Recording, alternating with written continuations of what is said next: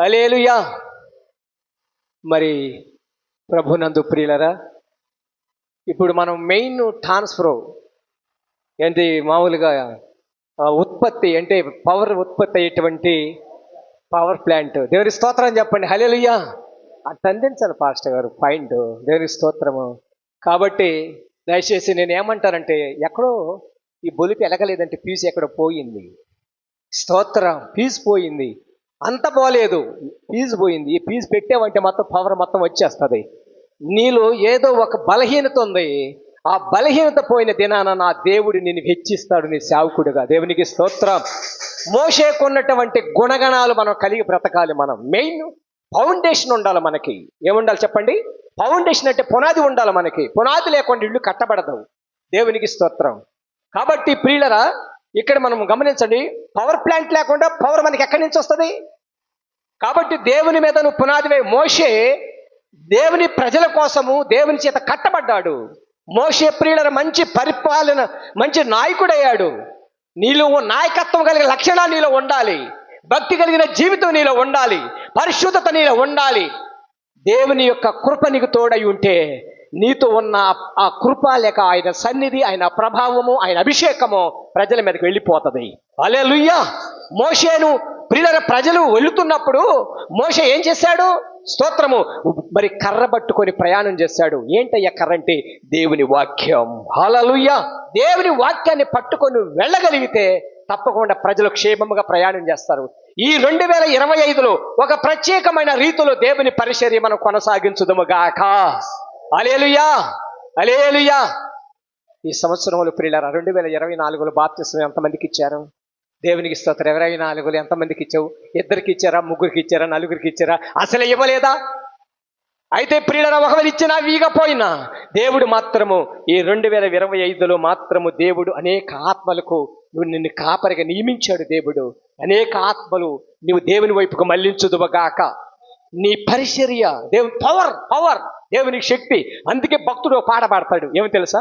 నా దీపము యేసయ్యా నీవు వెలిగించినావు, సుడిగాలిలోనైనా జడివానలోనైనా ఆరిపోదులే నీవు వెలిగించిన దీపము. నీవు వెలిగించిన దీపము, నీవు వెలిగించిన దీపము, నా దీపము యేసయ్యా నీవు వెలిగించినావు. ఆరని దీపమై దేశమానమై నా హృదయ కోలనపై దీపాల తోరణమై చేశావు పండగ, ఎలిగావు నిండుగా. చేశావు పండగ, ఎలిగావు నిండుగా. నా దీపము యేసయ్యా నీవు వెలిగించినావు. హల్లెలూయా.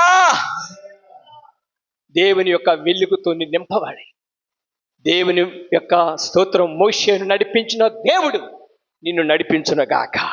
యెహోషువను నడిపించిన దేవుడు నిన్ను నడిపించునుగాక.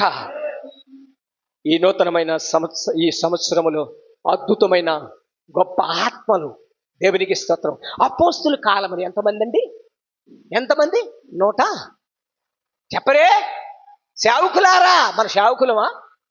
సేవకులు. దేవునికి స్తోత్రం. 120 మంది. ప్రియుల పేతురు సువార్త ప్రకటించినప్పుడు 3000 మంది, ఇంకా ప్రకటించినప్పుడు 5000 మంది, ఇంకా ప్రియుల మరి స్తోత్రం. దేవుని భారం బాధ్యత కలిగి పరిచర్యలను కొనసాగించగలిగితే దేవుడు ఏం చేస్తున్నావు? లక్షలాది మంది ఆత్మలు నీకు అప్పగించబడునుగాక. హల్లెలూయా. మోషేకున్నటువంటి విధేయత, మోషేకున్నటువంటి ఆ పట్టుదల, మోషేకున్నటువంటి ఆ యొక్క అభిషేకము నువ్వు కలిగి బ్రతకగలిగితే, మనం బ్రతకగలిగితే, ఆమె తోటి సేవకుడిగా నేను చెప్తున్నాను, దేవునికి స్తోత్రం. ఇహలోక సంబంధమైన పరిస్థితులను పక్కన పెట్టి దేవుని సంబంధము కలిగి, దేవుని అభిషేకాన్ని కలిగి, దేవుని మరి యొక్క శక్తిని కలిగి మనము ముందుకు కొనసాగించబడదుము గాక. హల్లెలూయా. ఈ రోబీని మినిస్ట్రీ అంచెలంచెలుగా వెదుగును గాక. హల్లెలూయా. అంచెలంచెలుగా ఎదగాలి. మనం అనేకులకు ఎలా ఉండాలి తెలుసా? అందరి ఎదుట మనం ఎదుగుతున్న ఒక బలమైన ఒక శక్తి లాగా ఉండాలి. ఆ శక్తి ద్వారా అనేక మంది బలవంతులు అవుదురుగాక. దేవునికి స్తోత్రం చెప్పండి. హల్లెలూయా. మంచిది ప్రియులారా, సేవకులు అందించిన అనిలయ్య గారికి ప్రత్యేకమైన వందనాలు. దేవునికి స్తోత్రం. హల్లెలూయా, హల్లెలూయా, హల్లెలూయా, హల్లెలూయా. మనలో ఉన్న బలహీనత, మనలో ఉన్న నీరసం తొలగిపోయి ఆత్మశక్తి మనలోకి వచ్చిన గాక. హల్లెలూయా. దేవుని స్తోత్రం చెప్పండి. హల్లెలూయా, హల్లెలూయా. మన మన స్తోత్రం గంతులు ఎలా ఉండాలి? లేడీ ఏ కాదు. దేవుని స్తోత్రం. ఇప్పుడు దాకా నాకు కళ్ళు సన్నంగా ఉన్నాయండి.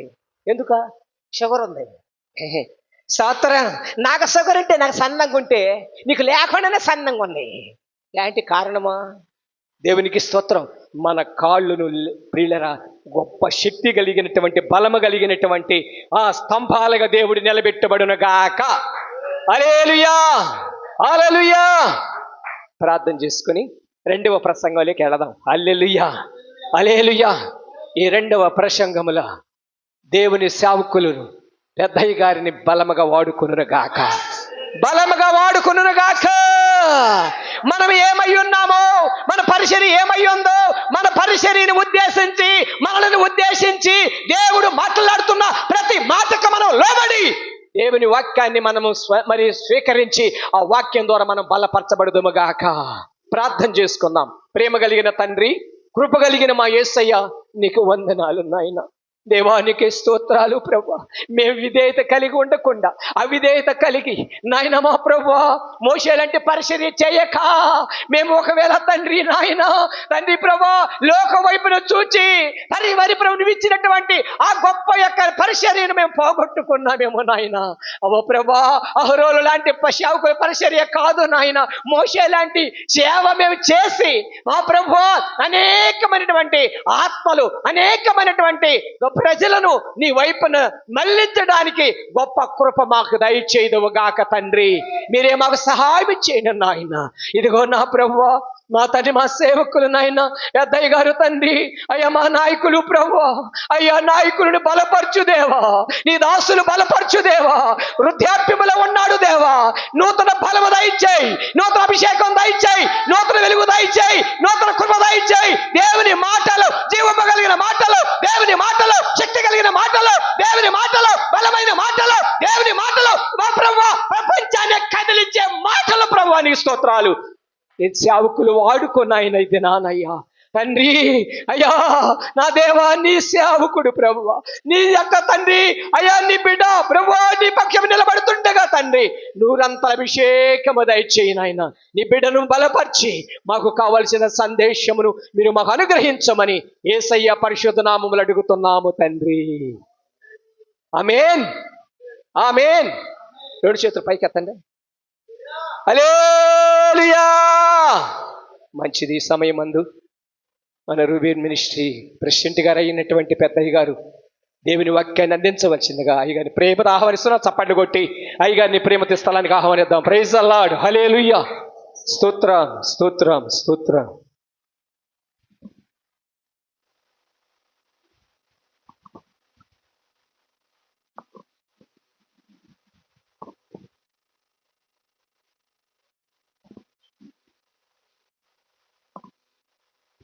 హల్లెలూయా, హల్లెలూయా.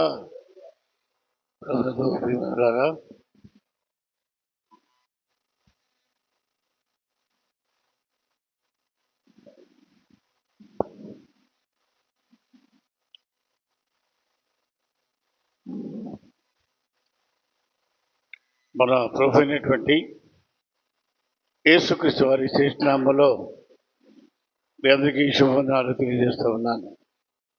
దేవుని స్తోత్రం చెప్తాం. హల్లెలూయా, హల్లెలూయా. ఈరోజు మనం ఇక్కడ సమావేశం కావడం అనేది ఇది దేవుని సంకల్పము, అది తప్ప వేరొకటి మాత్రం కాదు. నేను మొదట్లో ఐపీసీ సంఘంలో పనిచేశాను. అప్పట్లో మరి కాస్త ఉద్యమం కలిగి దేవుని పని పట్ల ఆసక్తి కలిగి పనిచేస్తున్న దినాల్లో ఆ తర్వాత రీబిల్ మినిస్ట్రీలో మనం చేరడం, మనందరూ కూడా మరి డేవిడ్ పాల్ గారి యొక్క ఆధ్వర్యంలో కొనసాగడము, అలా వస్తూ పోతున్న క్రమంలో ఓ రోజు మీటింగ్ మనం పెట్టుకున్నప్పుడు ఒక 2-3 గంటలు, అంతకంటే ఎక్కువేం కాదు, 11-12 గంటలకు వెళ్తాం మనం. ఆ తర్వాత 2 పాటలు, తర్వాత 2 మాటలు, భోజనం చూసుకుని వస్తూ ఉన్నాం. ఆ తర్వాత మనకి ఆత్మీయ స్థితి ఎలా ఉందంటే బాగా దిగజారిపోయి చాలా మరి ఏమీ శక్తి లేని పరిస్థితిలో మనం తయారయ్యాం. అలా ఉంటా ఉన్న కాలంలో నాకు ఆ రాత్రి అనిపించింది, గుర్తొచ్చింది, ఏంటి మన పరిస్థితి, నాకు ఆ వయసు మీరిపోతూ ఉంది, ఏ క్షణాన ప్రభు పిలుస్తాడో తెలియదు, ఎందుకు నన్ను దేవుడు ఇక్కడ మరి ఈ మినిస్ట్రీలో నాయకుడిగా ఎందుకు నియమించాడు, నేనేం చేశాను మినిస్ట్రీకి, మరి నా వల్ల ప్రయోజనం ఏంటి మరి నాతోటి సేవకులకు అని ఆలోచిస్తున్న సమయంలో అనిపించింది, మనం చేస్తున్నటువంటి ఈ కార్యక్రమం సరైనది కాదు, దానివల్ల మనకి ఏమాత్రం కూడా ప్రయోజనం లేదు, కనుక దీన్ని కొంత మార్పు తీసుకురావాలనేటువంటి ఆలోచన మనసులో ఉంది. ఈ ఆలోచన బయటపెట్టి ప్రజలతో చెప్తే మరి ప్రజలు దాని గురించి మరి మిగతా సేవకులు ఏమనుకుంటారు, వాళ్ళకి అది ఇష్టమవుతుందో కాదో అనేది కూడా ఒక ఆలోచన మనసులో ఉండేది. అలాగే వేరొక సేవకునితో కూడా సంప్రదించాను, ఆయనకు కూడా నాకు కాస్త ప్రోద్బలాన్ని ఇచ్చారు.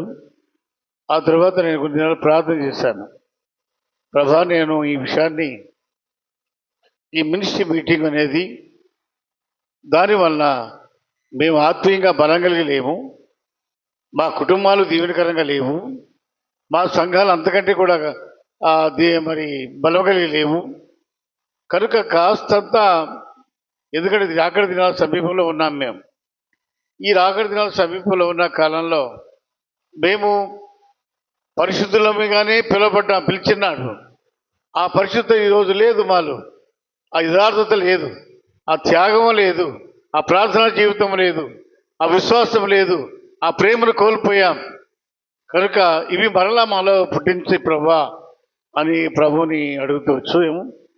మొన్న చిరుపాడు మీటింగు మనం పెట్టుకున్నప్పుడు అప్పుడు నేను చెప్పాను, అయ్యా ఇది కాదు, మరొక ఇంకొక అడుగు ముందుకు వేసి 2 రోజులుగా మీటింగ్ పెట్టుకుంటే బాగుంటుందని నేను భావిస్తున్నాను. మన ఆత్మీయ జీవితానికి కానివ్వండి, మన కుటుంబానికి, మన సంఘాలకు కానివ్వండి, అవి క్షేమంగా ఉంటాయని అన్నప్పుడు అందరూ కూడా సంతోషించి అలాగే చేయండి అని చెప్పన్నారు. తెలుసు చెప్పండి. అయితే ఒక మాట, ఈ 2 రోజులు కూడిక విషయంలో ఎలా జరగాలో ఏంటి అనేది మాకైతే తెలియదు, మీ దగ్గర దాన్ని ప్రారంభించండి, అది మేము చూసిన తర్వాత దాన్ని ఇంప్లిమెంట్ చేస్తామని చెప్పిన మాట అనడం జరిగింది. అయితే ఆ విధంగా నిన్న ఈరోజు ఇక్కడ ఈ దావగూడూరు ఈ బెత్లెహేం ప్రార్థనా మందిరంలో ఈ సభ మనం ఏర్పాటు చేసుకోవడానికి దేవుడు అనుకూలత ఇచ్చాడు. ఆ రీతిగా రీబిల్ మినిస్ట్రీలో పనిచేసిన దైవ సేవకులు మనందరం కూడా ఇక్కడ సమకూర్చబడ్డాం. ఇది దేవుని చిత్తము, దేవుని ప్రణాళిక. ఈ 2025వ సంవత్సరంలో ఇది ప్రారంభించబడిన పరిచర్య ముందు కొనసాగినట్లుగా మనం కాస్త మెళుకువ కలిగి పని చేయగలిగితే మనము దీవించబడతాం, మన కుటుంబాలు, మన బిడ్డలు దీవించబడతారు, మనకు అప్పగించబడిన పరిచర్య ఏదైతే ఉందో ఆ దీవెన కలిగి ఉంటుంది. శుద్ధం చెప్పండి.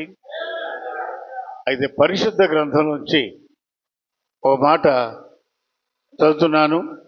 దాని ముందుగా ఇంకొక మాట చెప్పాలా.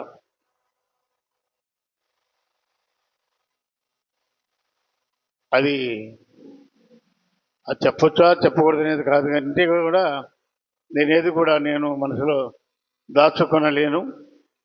అది ఏమన్నా మీరందరూ కూడా, నేను తండ్రి స్థానంలో ఉన్నటువంటి వాడిని, మీరందరూ పిల్లలు కనుక నా మనసులో ఉన్నటువంటి భావన ఆలోచన కూడా మీకు అర్థమై ఉండాలి తప్ప నేనేదో మరి రహస్యంగా ఏదో చేస్తున్నాను అనేదాన్ని నేను ఎప్పుడు కూడా దాన్ని అంగీకరించను, అలా చేయను. నేను మన డేవిడ్ పాల్ గారికి చెప్పాను, మన డైరెక్టర్ గారికి, అయ్యా ఇలాగా మేము చిరుగుపాడులో తీర్మానం చేసుకున్నాం, ఈ సభ 2 days పెట్టుకునేటువంటి ఆలోచన అనుకున్నాము. ఆ మాట నేను ప్రకటించినప్పుడు అందరూ కూడా దానికి అంగీకరించారు. అది దావుడు మొట్టమొదటి మీటింగ్ ఏర్పాటు చేయమన్నారు. కాబట్టి మనం ప్రతి మాసంలో మొదటి సోమవారం మనం పెట్టుకుంటున్నాం కదా, అలాగే ఆ సోమవారం రెండవది ఆ మంగళవారం కూడా పెట్టుకునేటువంటి ఆలోచన పెట్టుకున్నాం. సోమవారం రాత్రి, ఆదివారం, సోమవారం, మంగళవారం పగలు, రాత్రి కూడా ఆ సేవకులందరూ కూడా ఏ సంఘములో ఆ కార్యక్రమం జరుగుతుందో అక్కడ ఉండడానికి మేము తీర్మానం చేసుకున్నామని చెప్పినప్పుడు ఆయన కూడా చాలా సంతోషంగా ఆనందించాడు. అయితే నేను అడిగాను ఆయన్ను, అయ్యా ఈ ఫస్ట్ మీటింగ్ కనుక మీరు కూడా ఒకసారి వస్తే బాగుంటుంది అని చెప్పేసి నేను అన్నాను. వారేమన్నారంటే, అలాగే భలేవాళ్ళు ఖచ్చితంగా ఫస్ట్ మీటింగ్ కనుక మీరు దాగుడులో పెట్టకుండా నాకు చాలా సంతోషం, ఎందుకంటే మొదటి చర్చ అదే కాబట్టి అక్కడ పెట్టడమే మంచిది అన్నట్టుగా ఆయన అనడం జరిగింది. మన మాట తీరు, మనం ఏ పనికి వచ్చాం, మనం ఒక మాట చూద్దాం. పరిశుద్ధ గ్రంథం నుంచి నేను ఇక్కడ ప్రసంగం చేయటం మంచి వర్తమానాన్ని మరి పాస్టర్ అనిల్ గారు చెప్పారు. నేను అరిచి బోధించలేను, కానీ కొన్ని మాటలు నేను మామూలుగా మీతో చెప్తాను. నేను కొరింథీయులకు రాసిన మొదటి పత్రిక, కొరింథీయులకు రాసిన మొదటి పత్రిక 1వ అధ్యాయము 9వ వచనాన్ని మనం చదువుకుందాం.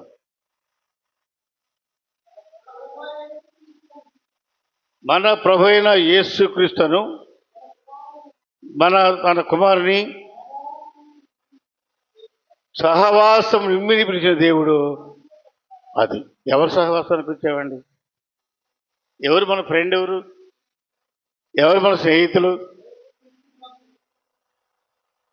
అనిల్కు మరి నెహేమియా అనిల్, నాకేమో మరి నిక్సన్కేమో మేము మనమా? కాదు కదా. ఎవరు మన స్నేహితుడు? యేసుక్రీస్తు మాత్రమే మన స్నేహితుడు. ఆయనతో సహవాసం చేయడానికి మనం ఏర్పరచబడ్డాం, పిలువబడ్డాం, ఆయన పనిలో కొనసాగుతున్నాం. ఆయన ఎలాంటి వాడైనా ఆయన నమ్మదగిన వాడు. అబద్ధికుడా, మోసగాడా, మాట ఇచ్చి తప్పేవాడా, వస్తారని రాకుండా ఉండేవాడా, శాస్త్రాన్ని చేయకుండా ఉండేవాడా? కాదు కదా. ఏ పనిగా నమ్మదగిన వాడు? ఏ పరిచర్య ఆయనకు అప్పగించారు, ఏ పనిని తను చేయాలని తండ్రి ఆశించాడు, ఆ పని చేయడానికి భూలోకాన్ని పంపిస్తే శ్రమలైనా, బాధ అయినా, కష్టమైనా, ఇబ్బంది అయినా, అది ఏమైనా, ప్రాణ త్యాగమైనా ఆయన చేయడానికి ఆయన నమ్మకత్వాన్ని నిరూపించుకున్నాడు. ఆ సహవాసానికి మనం వచ్చాం తప్ప వేరే వాళ్ళ సహవాసానికి మనం పిలవలేదు, రాలేదు. పిలిచినవాడు ఆయన. ఆ నాతో సహవాసం చేయమన్నవాడు ఆయన. ఆయన స్నేహితులుగా మనం ఈ లోకానికి పెంపబడ్డాం, ఏర్పరచబడ్డాం. ఆయన నమ్మదగిన వాడు కనుక దేవుడు మనల్ని కూడా నమ్మాడు.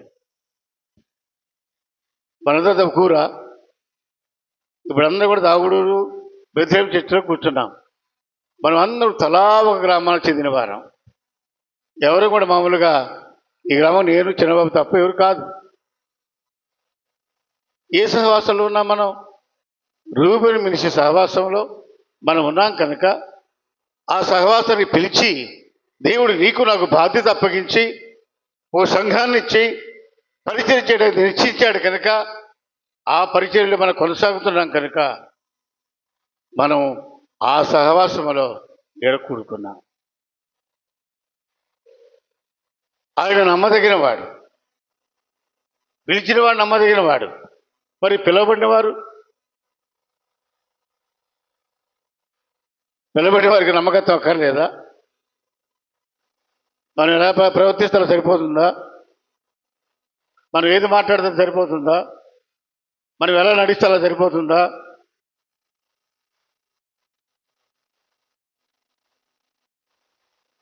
ఆయన సహవాసాలు పిలిచిన వాడు నమ్మదగిన వాడు కాబట్టి ఎవరితో సహవాసం చేయమన్నాడు?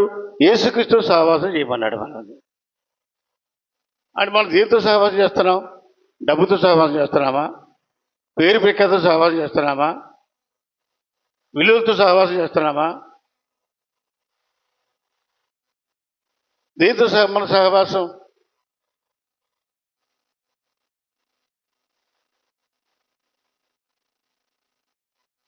మరి ప్రియమైన వాళ్ళారా, కాస్త మనం ఆలోచించాలి.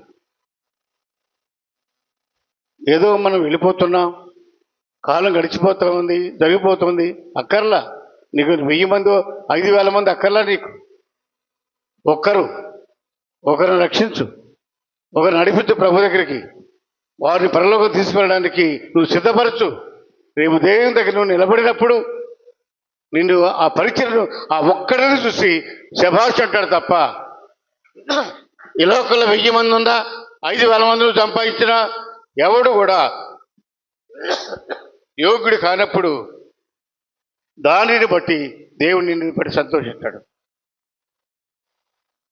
వాళ్ళు ఒకరే కావచ్చు, ఇద్దరే కావచ్చు, ఎంతమైనా కానీ ఆ సహవాసంలో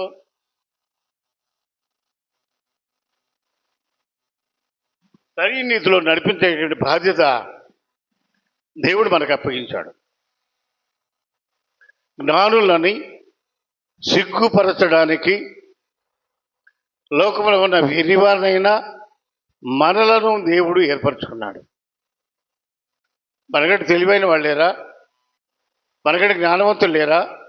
మనగడ చదువుకున్న వాళ్ళు లేరా? మరి ఎందుకు మనమే బోధించాలా? ఎందుకు మనమే వాక్యం చెప్పాలా? ఎందుకు మనకే వారి నమస్కారం వందనాలు చెప్పాలా? ఎందుకు వాళ్ళు కానుకలు మనకే ఎందుకు ఇవ్వాలా? ఆలోచించాము ఎప్పుడైనా? ఏ ఆధిక్యత మనలో ఉందని, ఏ గొప్పతనం మనలో ఉన్నదని, ఏ విలువలు మనకు ఉన్నాయని దేవుడు పిలిచాడు. వాళ్ళని సిగ్గుపరచడానికి విరివాళ్ళమే మనం ఏర్పరచుకున్నాడు దేవుడు. అంతటి ఆధిక్యత విలువలని మనకిచ్చినప్పుడు మన సంఘం పట్ల మన బాధ్యత, మన పరిచర్య పట్ల మన బాధ్యత, మన యొక్క మాటలు, ఆలోచనలు, ప్రవర్తనలు ఎలా ఉన్నాయి అనేది ఎవరికి వారముగా మనమే పరిశీలన చేసుకోవాలి. ఇలా ఉండండి, అలా ఉండండి ఇది చెప్పడానికి నేనే ఫిలాసఫర్ని కాదు. వాక్యమే మనకు ఆధారం. వాక్యం చెప్తుందో అదే మనకి దిక్సూచి తప్ప వేరొకరి మాటలు మాత్రం కావు.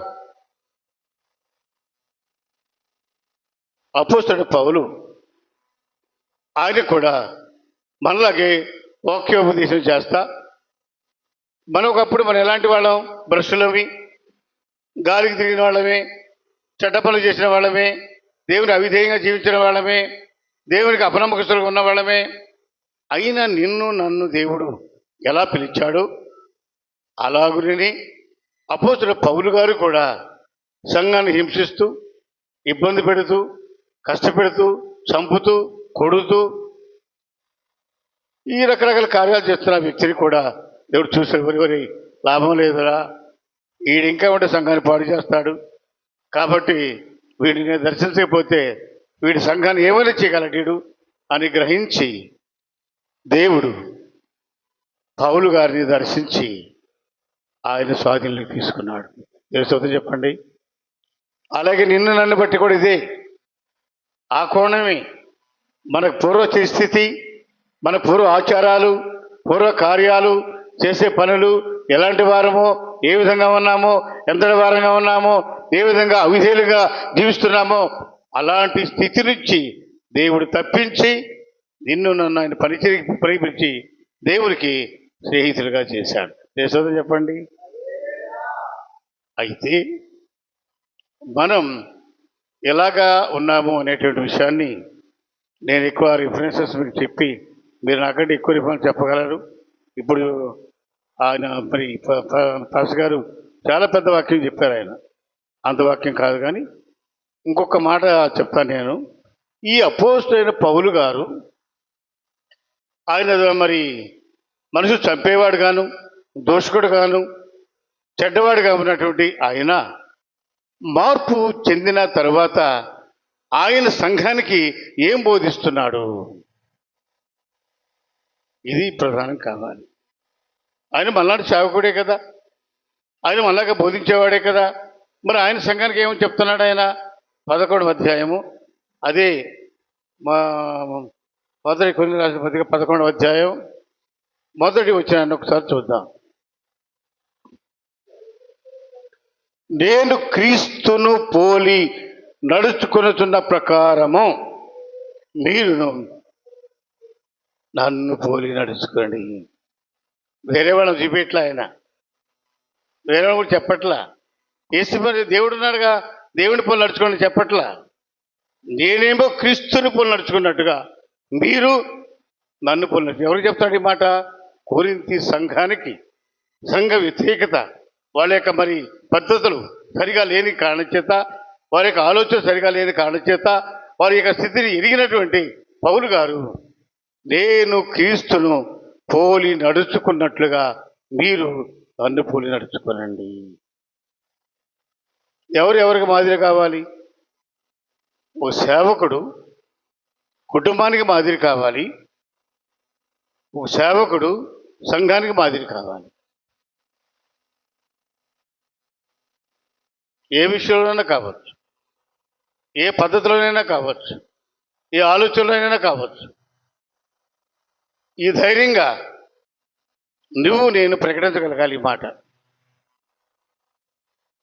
పౌలు గారు అన్నా, నేను క్రీస్తును పోలి. ఇందాక నీవు నన్ను పిలిచింది ఎవరు? యేసుకు సహవాసానికి పిలిచాడు. ఈ సహవాసం పిలువబడ్డ మనం ఈ మాట చెప్పగలమా? పౌలు గారు చెప్తున్నాడు సంఘానికి, నేను క్రీస్తుని పోలి నడుచుకున్నట్టుగా మీరు నన్ను పోలి నడుచుకోండి అంటున్నాడు. కానీ ఈ మాట మనం చెప్పగలమా?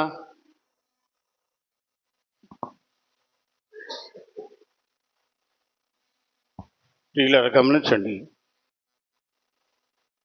మన యొక్క స్థితి దేవుడు మన తిరిగి జ్ఞాపకం చేసుకోవట్లేదు. పిలిచాడు, పని అప్పగించాడు. ఒక స్టూడెంట్కి విధి చెప్పారు, చదువుకున్నాడు, చదువు ఉన్నాడు. ఒక రోజు వస్తుంది, ఎగ్జామ్ కాలం వస్తుంది. ఒక రోజు సంవత్సరానికి ఒకసారి ఎగ్జామ్ కాలం వచ్చినప్పుడు ఎగ్జామ్లో టెస్ట్ వస్తుంది. టెస్ట్ మన క్వశ్చన్ పేపర్ ఇస్తారు, ఆన్సర్ చేయమంటారు. ఆన్సర్ అయిన తర్వాత మళ్ళీ తిరిగి టీచర్ గారి దగ్గరికి వెళ్తుంది. అప్పుడు ఆయన కథ తెలియదు, వీడు పాస్ అయ్యాడా ఫెయిల్ అయ్యాడా. అప్పుడు దాకా ఎట్లుంటాడు? ధైర్యంగా బ్రహ్మాండంగా. అరే చదువుతున్నామంటే వాళ్ళ అమ్మ అడిగితే, అమ్మా భలేదాన్ని నువ్వు, నేను మరి ట్యూషన్కి వెళ్తున్నాను, నేను బ్రహ్మాండం చదువుతున్నాను అంటాడు. తల్లిదండ్రి బుకాయిస్తాడు. టీచర్గా అదే చెప్తాడు, స్నేహితుడిగా అదే చెప్తాడు, పక్క వాళ్ళకి అదే చెప్తాడు. ఎప్పుడు బయటపడుతాడు ఈ స్థితి? ఎగ్జామ్ అయిందిగా పేపర్ రుద్దేటప్పుడు, కానీ ఆడి స్థితి బయటపడదు. అలాగే మనము నమ్మే సత్యం ఏంటంటే, మన సంఘాన్ని తీసుకొని మన ప్రభు దగ్గర నిలబడే రోజు వస్తుంది. ఆ నిలబడగలిగిన రోజు ఆయన అడిగే ప్రశ్నకు నువ్విచ్చే సమాధానం, నేనిచ్చే సమాధానం అది ఆయనకి ఇష్టంగా ఉంటుందా కష్టంగా ఉంటుందా అనేదాన్ని మనం అధ్యయనం చేయాలి. రాశాడు క్లియర్గా ప్రభు మత్తయి సువార్త 25వ అధ్యాయంలో. ఏమో చదవదులే, మీ అందరికీ తెలిసినట్టు మీరు బోధించే సంగతిని ఈ రోజులో క్లియర్గా చెప్పాడు. ఎవరు కొన్ని ఉపమానాలు చెప్పాడు దానిలో. ఏమండి, సిద్ధపాడు మరి ప్రభు పిలిచే కాలం ఒకటి వస్తుంది కాబట్టి సిద్ధపడండి అని చెప్పాడు. సిద్ధపాటులో ఏమైంది? 10 మంది వెళ్ళారు సిద్ధపడేట్టుగానే బ్రహ్మాండంగా దివిటీలు, అందరి చేతులు దివిటీలు ఉన్నాయి. దివిటీలు లేకుండా ఎవరు పోలా. తీరా మామూలుగా పెళ్లి కుమారుడు రావడం ఆలస్యం అయ్యేసరికి జరిగింది ఏంటి అక్కడ? 5 డ్యూటీలు ఆరిపోయింది, 5 వెలుగుతూ ఉన్నాయి. ఇప్పుడు అయ్యో లబోదెబ్బకుంటు అయ్యా అయ్యా అయ్యా మీరేమైనా కాస్త మాకు అప్పిస్తారా? ఎవడిస్తాడు అప్పు?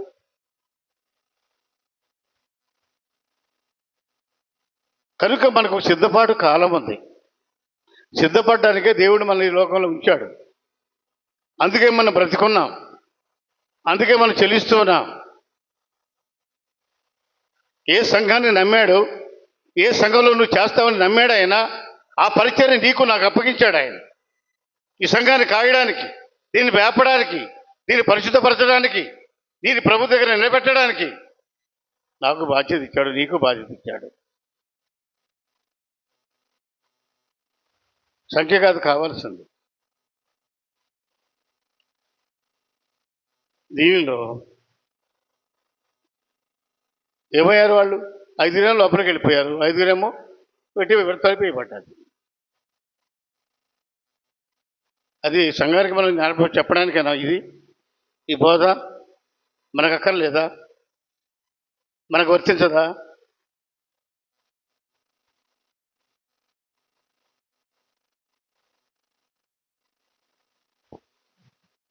కాబట్టి మాదిరికరమైన జీవితాన్ని మనం కలిగి లేకపోతే ఈ లోకంలో సంఘంలో అనుకోవచ్చు, వందనాలు చెప్తారు. వందనాలు చెప్పిన అందరూ ప్రేమించేవారు కాదు, బాగా గుర్తుపెట్టుకోండి. మనకు వందనాలు చెప్పిన సంఘంలో, నా సంఘంలో నీకు నాకు వందనాలు చెప్పే ప్రతి వాడు మనల్ని ప్రేమించేవాడు కాదు. తప్పదు కాబట్టి వాడు వందనాలు చెప్తున్నాడు. దాన్ని ఏదో బలంగా మనం తీసుకుంటే అది వాపు, బలం కాదు.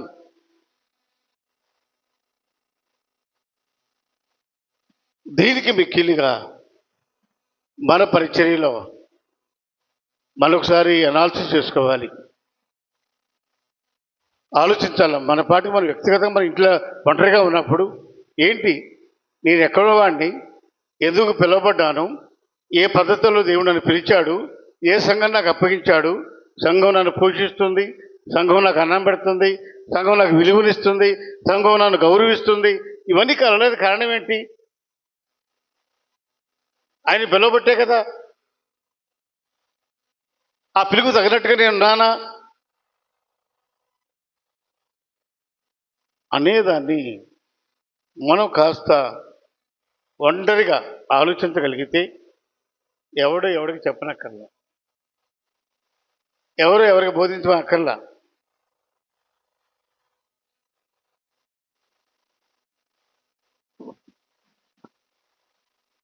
నీకు బాధ్యత అప్పగించాడు దేవుడు, నీ కుటుంబాన్ని ఇచ్చాడు. నీ కుటుంబం పోషించబడాలి, నీ బిడ్డలు గౌరవం కలిగి వ్యక్తులుగా బ్రతకాలి, కుటుంబం విలువలు కలిగి జీవించాలి. ఈ కుటుంబం ఎంత విలువగా ఉండాలని ఆశిస్తున్నాడు దేవుడు. నీకు అప్పగించిన సంఘం కూడా సేమ్ అలాగే ఉండాలని కోరుకుంటా ఉన్నాడు.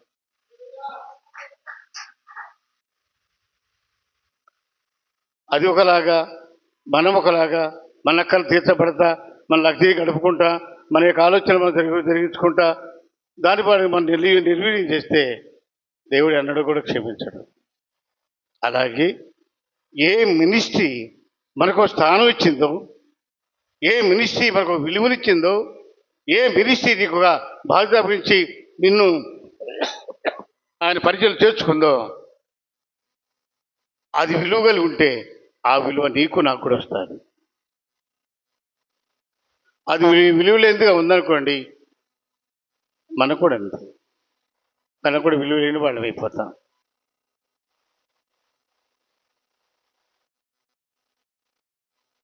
కనుక మన మీద ఉన్నటువంటి బాధ్యత ఒకటి కుటుంబం, సంఘం, మినిస్ట్రీ. ఇవన్నీ కూడా మనకు లింక్ చేయబడ్డాయి. ఏది తక్కువ కాదు. వీటిలో మన యొక్క నమ్మకత్వాన్ని ఇప్పుడు ప్రూవ్ చేసుకుంటా, వీటి మిక్కిలుగా పిలిచిన దేవుడు ఆయన ఉన్నాడే, ఆయన సహవాసానికి, ఆ సహవాసు దూరం కాకుండా ఆయన ఎప్పుడు కూడా మనం మీద చేసేవాడుగానే ఉండాలి. చదవండి, అరే వీడు మంచివాడు కాదు, వీటితో నేను సేవ చేయడానికి వీలేదు, నేను రాను ఆయన అనే స్థాయికి మనం తెచ్చుకుంటే ఆ సహవాసం దూరం అయిపోయినట్టు. ఆ సహవాసంలో పిలువబడుతుండాలి.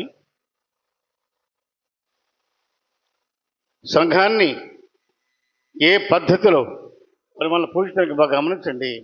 వాళ్ళు మనల్ని పోషిస్తున్నారండి. వాళ్ళు మనకు విలువనిస్తున్నారండి, మన గౌరవాన్ని ఇస్తున్నారండి. మనం ఎక్కడ పోతే అక్కడ మరి పాస్టర్ గారు వస్తుంటే ఈయన ఎక్కడో మరి విజయవాడ నుంచి వస్తూ ఉంటే వాళ్ళు ఎందుకు రావాలా టంగుటూరు దాకా వాళ్ళ మోటార్ బైకులు వేసుకొని? ఎవరండి వాళ్ళకి? బంధువులా? మరి కాదే. మరి దేన్ని బట్టి? వాళ్ళు బండి వేసుకొని అర్ధరాత్రి అయినా మధ్యరాత్రి అయినా బస్సులు ఉన్నా లేకపోయినా వచ్చి తీసుకుని పోయి రాత్రి ఆయన ఇందాక ఉదయం చెప్తున్నారు, ఆయన రాత్రి ఆయన ఇక్కడ పడుకుంటే ఆయన విడిచిపెట్టి పోవడానికి వాళ్ళకి మనసు చెప్పలా. ఏంటి ఆ బంధం? ఏంటి? దేన్ని బట్టి? ఎవరిని బట్టి?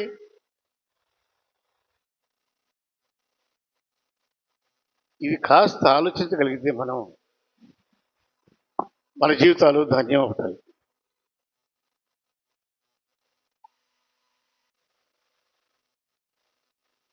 నాకున్నట్టు ఒక ప్రధానమైన భారం, నేను మన దేవుడు మనకు తోడుండే దేవుడు అండి. మన దేవుడు మనకు తోడుగా ఉండే దేవుడు. ఆయన మనల్ని విడిచిపెట్టే దేవుడు కాదు. కానీ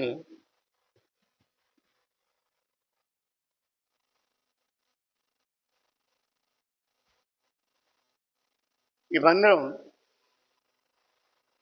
నేను సంఘపెద్దగా ఉన్నాను. ఈ మందిరంలో సంఘపెద్దగా ఉన్నాను. యాకోబస్ గారు పనిచేశారు ఇక్కడ, రాజమణి గారు పనిచేశారు ఇక్కడ, కళాధర్ గారు పనిచేశారు ఇక్కడ. వాళ్ళందరూ కూడా పనిచేసి వాళ్ళు వెళ్ళిపోయారు.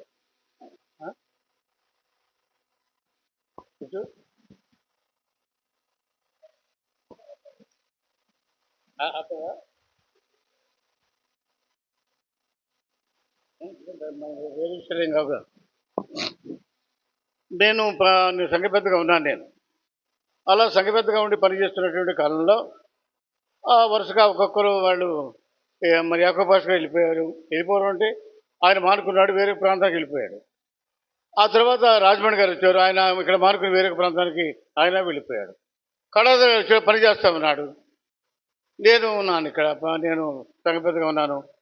అప్పుడు మందిరం ఇట్లా లేదు, ఇదంతా కూడా ఉరుస్తా. అంతా ఎప్పుడంటే మొట్టమొదటి కట్టిన మందిరం ఇది.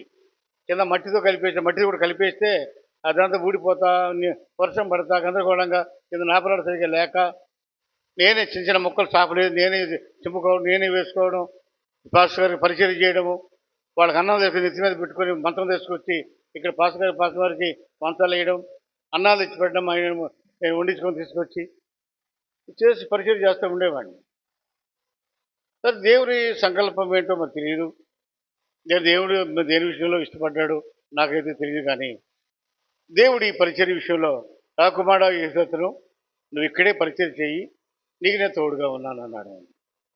ఆయన చెప్పండి, నీకు తోడుగా ఉన్నానన్నాడు ఆయన. నాకు అర్థం కాల, తోడేంటి? నాకు విషయం అర్థం కాలేదు. పాస్ గారు పని చేస్తున్నాడు, అర్థం కాలేదు. నేను మరి ఆయన ఎట్లా పోతా బయటకు పోతే నేను పని చేయాలా? నేను ఎట్లా చేయగలను? నాకేం భయం. వాక్యం బోధించాలంటే భయం నాకు. అప్పట్లో భయం, బాగా భయం. లేచి నిలబడమని కూడా గడగడ ఉడుకుతూ ఉండేది కాళ్ళు. అట్లాంటి పరిస్థితుల్లో కళాధర కాస్త అప్పుడు అంతకుముందే కొంచెం కీర్తనలు చదివిస్తా, 2 మాటలు చెప్పిస్తా, ఆయన్ని చెప్తా, ఇట్లా చెప్పి చెప్తా కొంచెం తరబీదు ఇచ్చాడు ఆయన. ఆ తర్వాత ఒకరోజు నేను కూర్చొని ఉన్నాము, బౌద్ధస్ గారు వచ్చాడు, పోగూరు నుంచి వచ్చాడు. అన్న ఇక్కడ కళాధర గారు ఐపీఎస్లో ఉండమని చెప్పాడు, ఆయన బయటకు వెళ్ళిపోయాడు, ఈ చర్చి సంఘం మీరు చూస్తూ ఉండండి, తర్వాత వేరే సేవకుండా వేస్తామని చెప్పన్నారు. మా పెద్దలు ఏమన్నారు, భీమయ్య, నరసయ్య, దావీదు, వీళ్ళంతా వీళ్ళేమన్నారు, వేరే సేవకుడు కూడా మాకు, మా పాస్ గారు ఈయనని చెప్పన్నారు వాళ్ళు.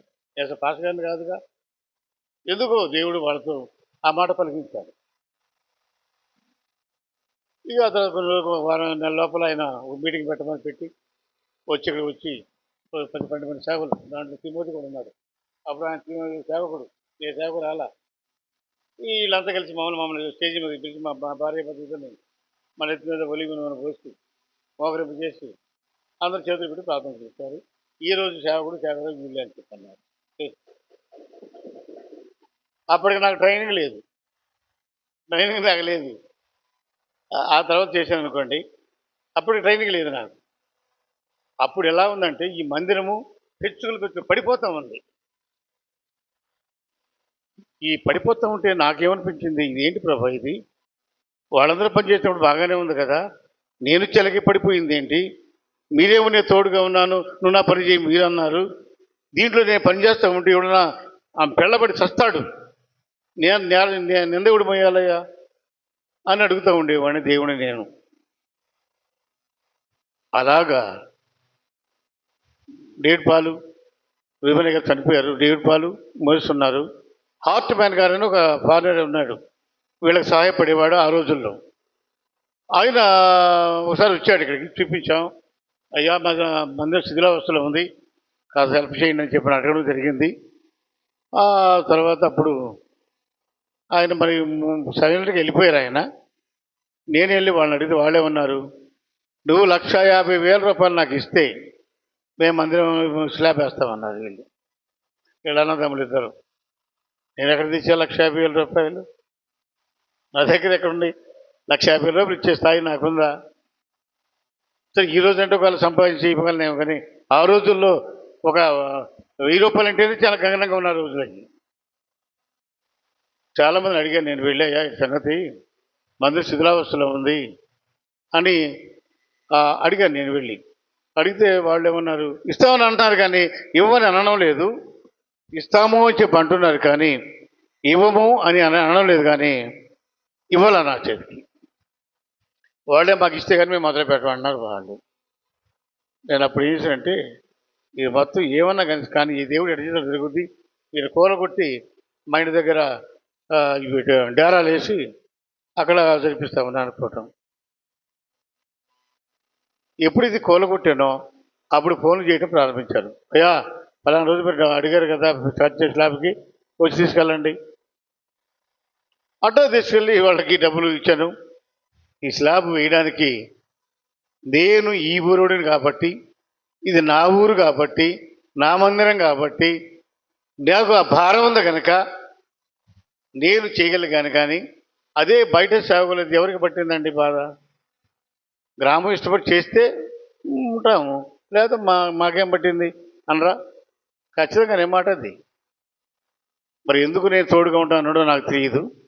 ఈ మందిరం దేవుని మహాకృపలో కట్టబడింది అద్భుతంగా. ఈ పరిచర్య అంతా కూడా, ఈ థింగ్స్ అన్నీ కూడా సమకూర్చబడ్డాయి. ఇవన్నీ కూడా దేవుడికి సైమల్టేనియస్గా అన్నీ కూడా సమకూర్చి దేవుడిచ్చి పనిలో కొనసాగింపు చేస్తూ ఉన్నాడు. ఒకటి మాత్రం సత్యము, దేవుడు అంటే నాకు అమిత భయం, విపరీతమైన భక్తి. అది చెప్తే అది అర్థమయ్యేది కాదు, నేను చెప్తా మీకు కూడా అంత అర్థం కాదు, కానీ నా హృదయానికే తెలుస్తుంది. అలాంటి భక్తి కలిగి, అలాంటి విశ్వాసం కలిగి దేవుని పరిచర్య చేస్తూ ఉన్నాను.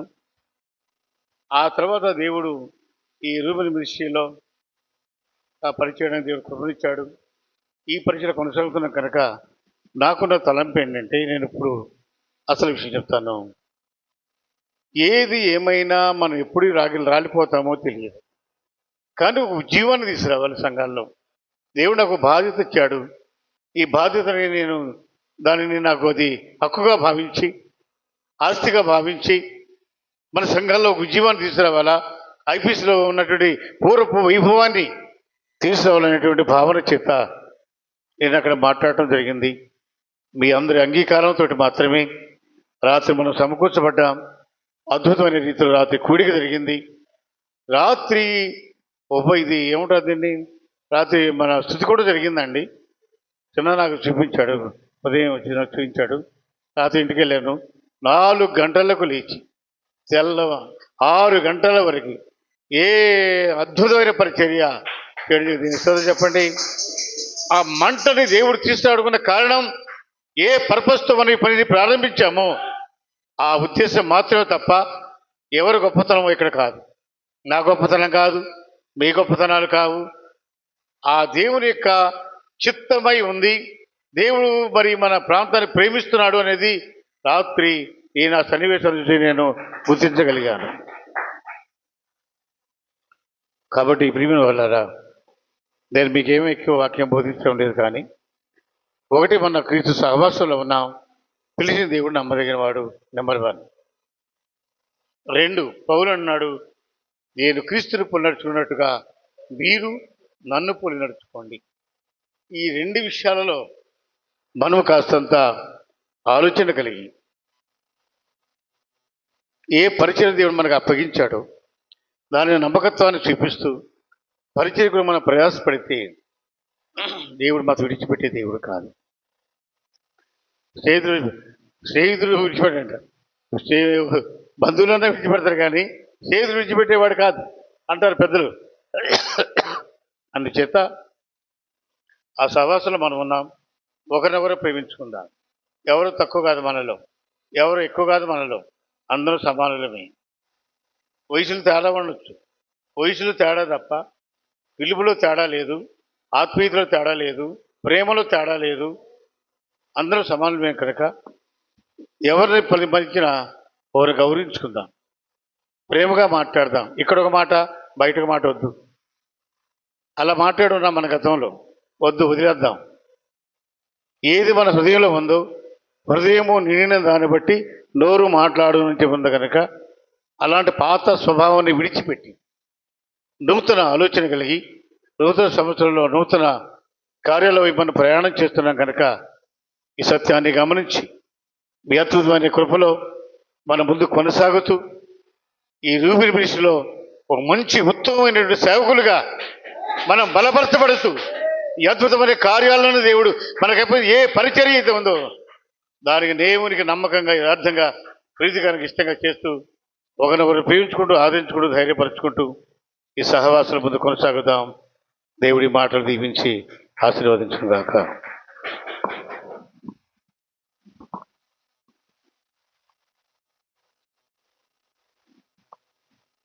రైట్, దేవునికి స్తోత్రం చెబుదాం. హల్లెలూయా, హల్లెలూయా. దేవుని స్తోత్రం. నేను కొంచెమే మాట్లాడుతున్నాడు, అయ్యగారు అద్భుతంగా వాడుకున్నాడు దేవుడు. దేవునికి స్తోత్రం చెప్పండి. హల్లెలూయా, హల్లెలూయా. దేవుని స్తోత్రం. నేను ఆగుతానయ్యా, నేను ఇక్కడే ఉంటానంటే దేవుడు ఊరుకోడు. ఎక్కడ నువ్వు ఉండేది, కదులు అంటాడు దేవుడు. మనం కదిలించబడే సైనికులుగా ఉందుముగాక. దేవునికి స్తోత్రం. మనము అపోస్తులైనటువంటి పౌలు పరిచర్య, అపోస్తులైనటువంటి తిమోతి పరిచర్య కలిగి మనం ముందుకు కొనసాగించబడదుముగాక. ఆమేన్. ఈ సమయం అందు ప్రియులారా, మరి స్తోత్రము. అయ్యగారికి మరి ఇంకా మమ్మల్ని ఆత్మీయంగా బలపరచాలని అయ్యగారికి నా ప్రత్యేకమైన వందనాలు. దేవునికి స్తోత్రము. ఈ సమయం అందు మనం ప్రార్థన చేసుకుందాము. మరి ఇప్పుడు నర్సింగోలు దేవుని పరిచయం చేసినటువంటి దైవజనులు నిక్షణ అయ్య గారు వచ్చి మరి ప్రార్థన చేస్తారు. పెద్ద అయ్య గారు మనకి ఆశీర్వాదం ఇస్తాడు. దేవునికి స్తోత్రం. హల్లెలూయా. స్తోత్రం, స్తోత్రం, స్తోత్రం, స్తోత్రం.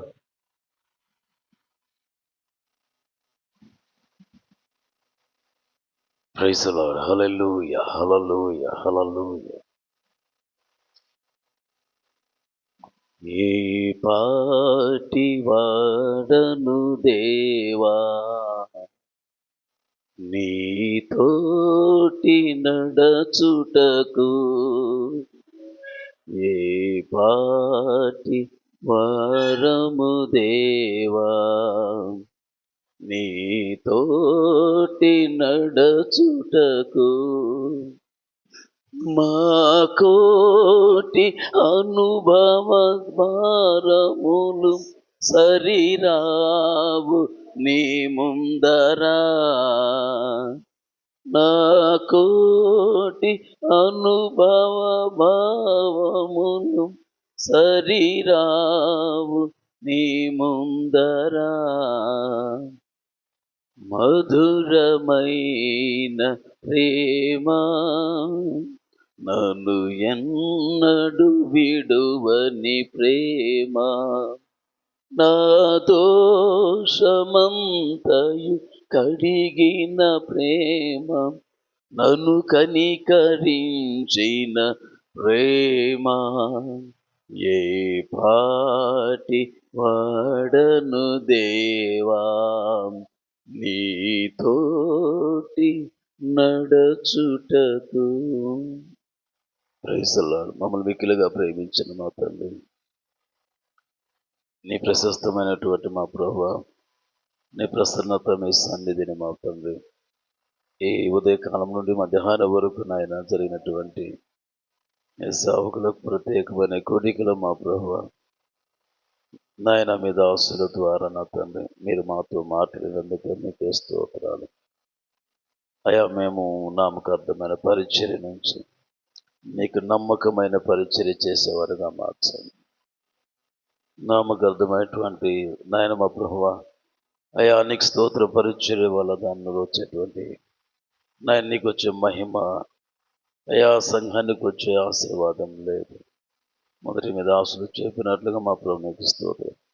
మీ పరిచయలు అంచెలంచెలుగా నాయన అయా అనేకమైన నూతన ఆత్మ, అన్ని రకాల ప్రజలు అతన్ని అయా నీ సన్నిధికి వచ్చి రక్షించబడే విధముగా మా పరిచర్య విధానాన్ని, మా ఆత్మీయ జీవితాలని మీరు బలపరచారు తండ్రి. నీకే స్తోత్రాలు. ఆ రీతిగానే మా ప్రభువ, మా ప్రియులు నాయన స్తోత్ర గారు సెలవు మీ యొక్క దాసుని ధరని లేఖనాల నుంచి మీరు అనిచ్చినట్లుగా నువ్వు నమ్మదగిన వాడవు నాయన. మేము మా సమస్తమైనటువంటి అయ్యా నా తండ్రి ఈ యొక్క పరిచర్య విషయంలోనూ వ్యక్తిగత జీవితంలో ప్రభువా మేము నమ్మకస్తులుగా బ్రతకడానికి సహాయం చేయండి అయ్యా. నీకు వందనాలు చెల్లిస్తూ అదే రీతిగా మా ప్రభు సంఘానికి మాదిరి కర్మగా మా యొక్క జీవితాలు, మా ఆలోచన, మా తలంపులు, మా సమస్త ప్రవర్తన అంతటిలో కూడా ప్రభువా నీవు చూపినటువంటి ఆ మాదిరిని మేము సంఘం పట్ల కలిగి ఉండటానికి ఈ 2025వ సంవత్సరంలో ప్రభువా అయ్యా నా తండ్రి నీకు స్తోత్రమాక ఈ పరిచర్య ఆత్మీయ జీవితాన్ని దేవా మీరు పరివర్తన చెందించి ఒక నూతనమైనటువంటి విధానంలో ప్రభు అయా గొప్ప పరిచర్య మా ద్వారా మీరు జరిగిస్తున్నారు నమ్ముచు నీకు వందనాలు చెల్లిస్తూ యేసు నామములో ప్రార్థిస్తున్నాము తండ్రి, ఆమేన్.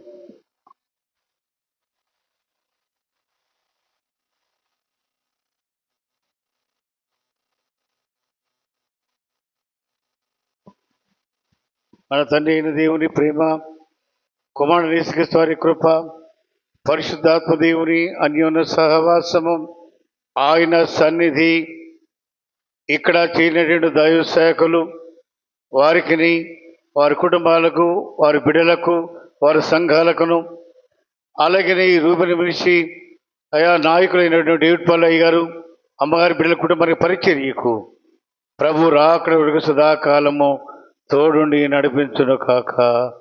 ఆమేన్, ఆమేన్, ఆమేన్. మీ అందరికీ వందనాలు.